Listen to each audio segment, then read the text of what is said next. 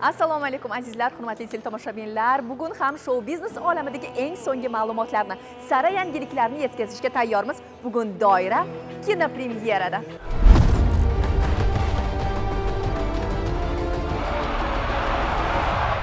Yengilmas Tokyo Ghoul filmi g'oyasi bundan 10 yil avval o'ylangan edi. Film rejissyori Akrom Isaqov bu film haqida puxta o'ylab, nega endi bugungi kun qahramonlari haqida dadil kino olmaslik kerak dedilar. Fikrlariga to'liq qo'shilamiz. Doira jamoasi ham aynan mana shu filmni qo'llab-quvvatlash uchun kelganmiz. Xorazmiylar menga berdi qalqoni, O'zbegim o'g'loni, jadid tarqoni, pahlavon Mahmud Alpomish Navoiy ibn Sino avlodi.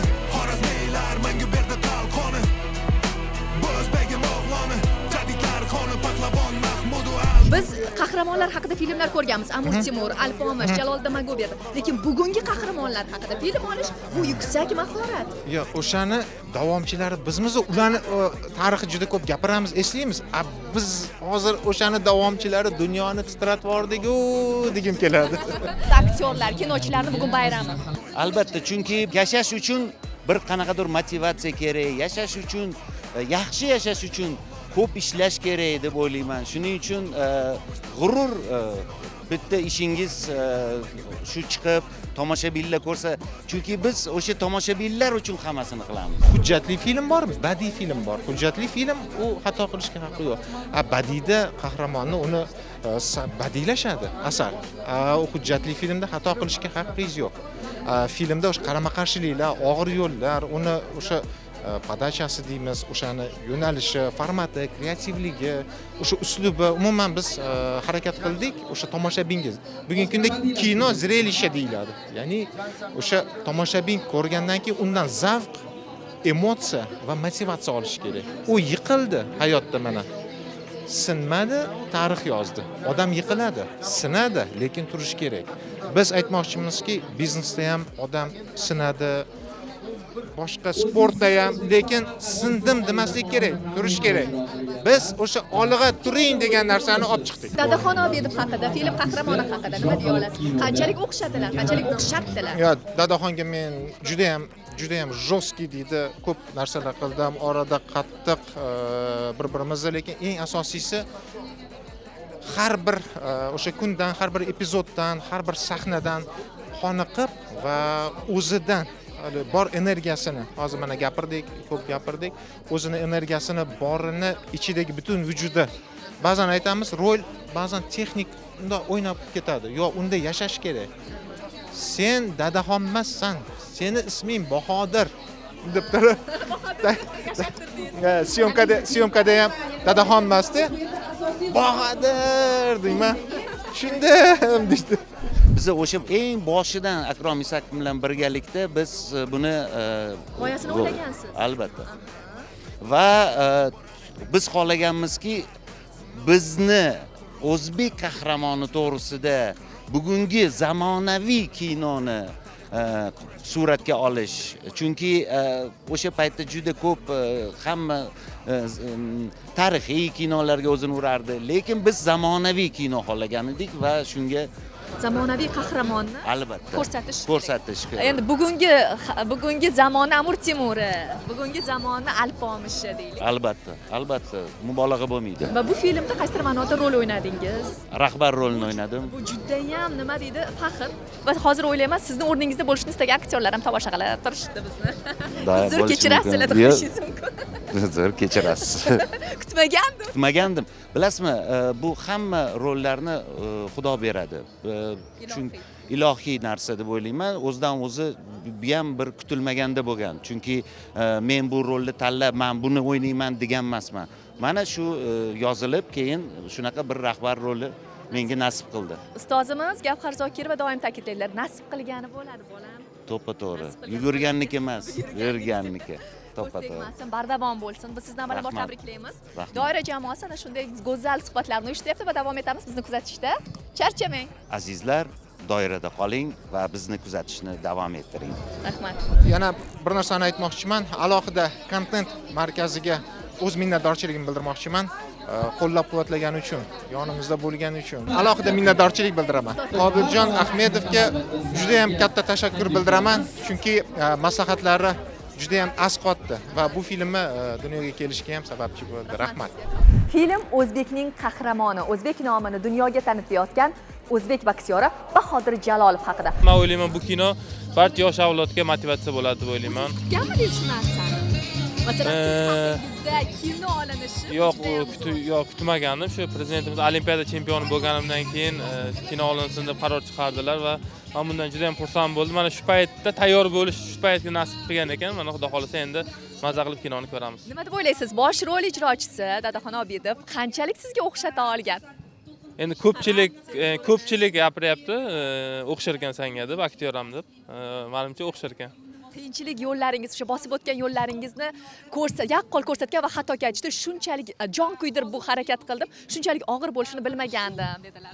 Zarba ham o'tkazib yubordim dedi mashg'ulot jarayonida va qiyin mashqlarni ham qilib ko'rsatdi kinoda. Men o'ylayman, kino zo'r chiqqan, yaxshi ishlandi, chunki bu Tokio bilan hamkorlikda ishlangan kino. Birinchi marta bunaqa kino ishlanishi. Men o'ylayman, zo'r kino bo'ladi.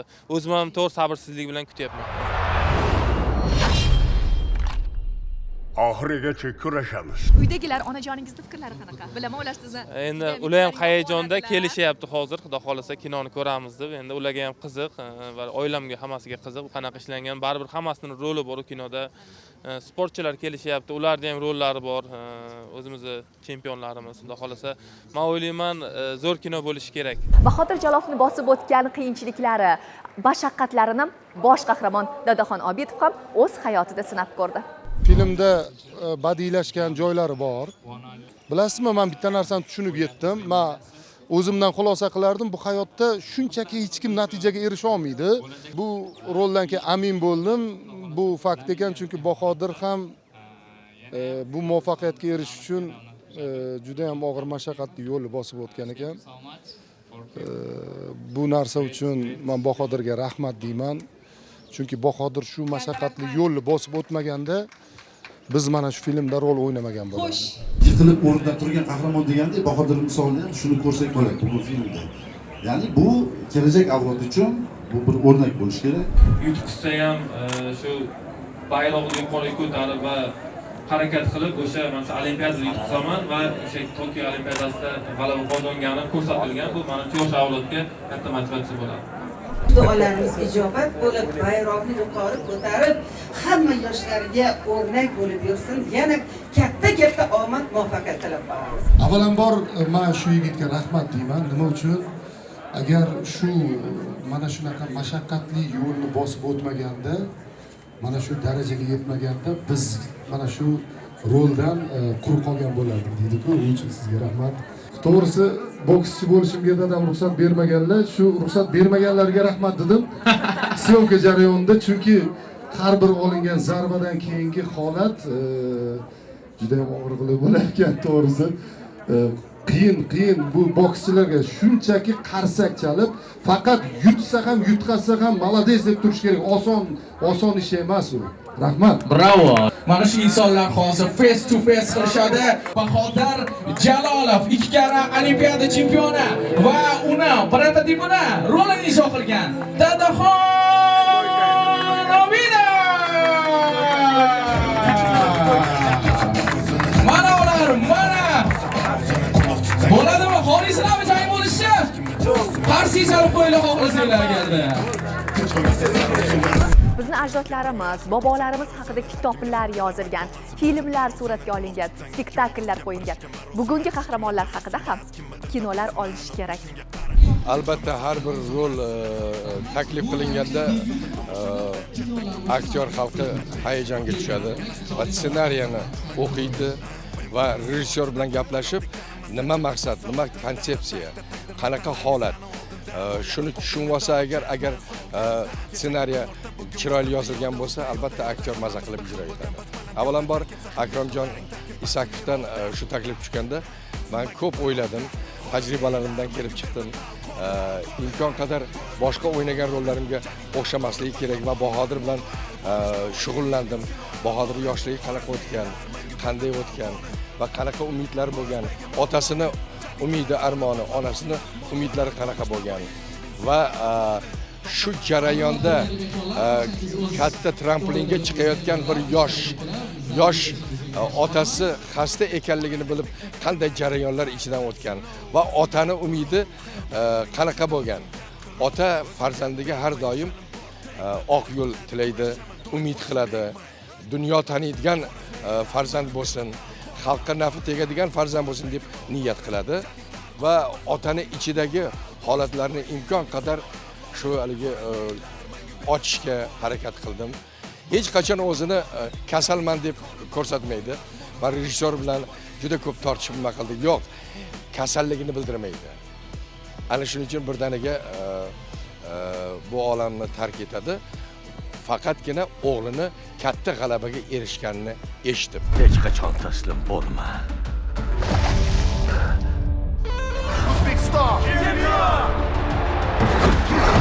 Muhtaram yurtboshimizni olib borayotgan adolatli siyosatlari nima u?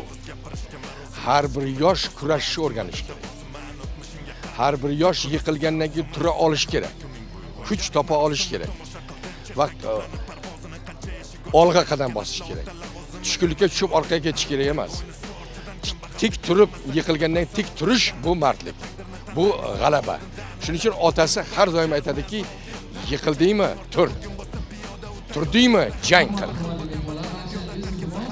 Yiqilganing yo'q-ku, joning bor-ku, harakat qil.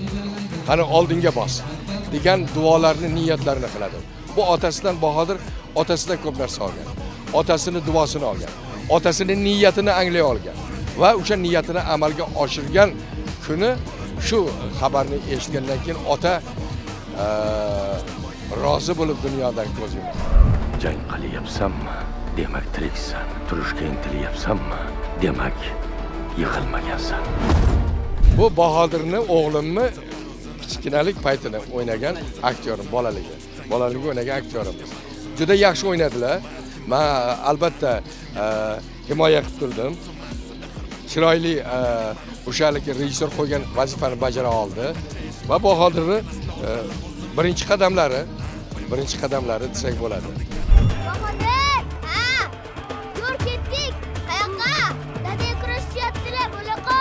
Rostdanmi? Ha, yur.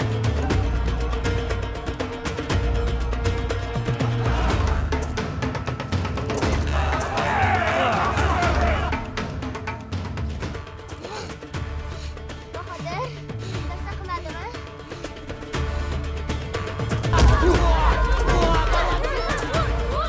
Film boshlanishiga bir necha daqiqalar qoldi. Ko'rib turganingizdek, zal tomoshabinlarga to'la. Hamma intiqlik bilan Yengilmas Tokioga yo'l filmini kutishyapti.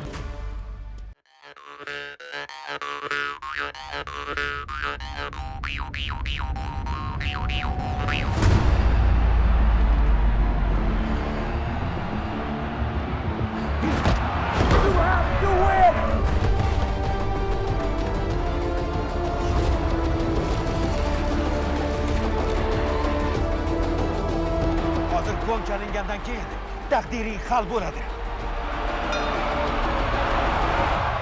Film menga rosti juda ham yoqdi. Ta'sirchan chiqqan, real voqealar asosida, balki to'qimalar ham bordir, chunki Bahodir Jalolovni Surxondaryoda sevgilisi bo'lganmi yo'qmi rosti bilmayman.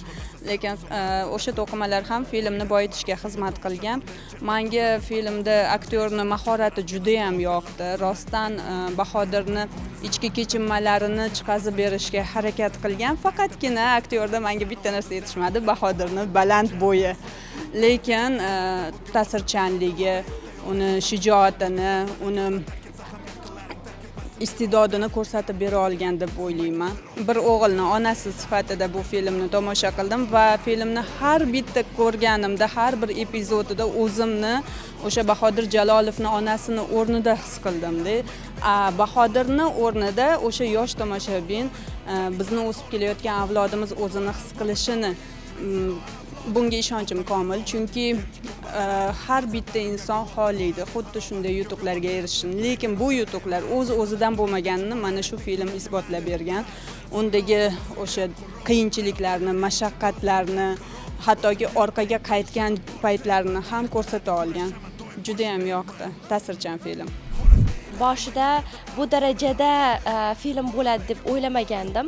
O'sha Bahodir Jalolovni yoshligidan boshlab to bugungi kunga qadar erishgan yutuqlari va qiyinchiliklar juda ham zo'r tasvirlab berilgan. Shaxsan menga yoqdi. Ayniqsa o'sha aynan jangda bo'lib turib otasining o'limi juda ham menga ta'sir qildi va mana shu yerda turib o'zim ham yig'lab bordim to'g'risi. Bahodirjon ukamizni mana jahon tanidi. Bunaqa kinolardan yana 10-15 tasini bundan ham chiroyli qilib olsak arziydi, sababiki o'zbekda yuzida bu Bahodirjon jahonga tanitdi. Lekin kinoni men ko'rdim, albatta bu bolalik chog'idan hozirgi kungacha olingan voqealardan iborat ekan.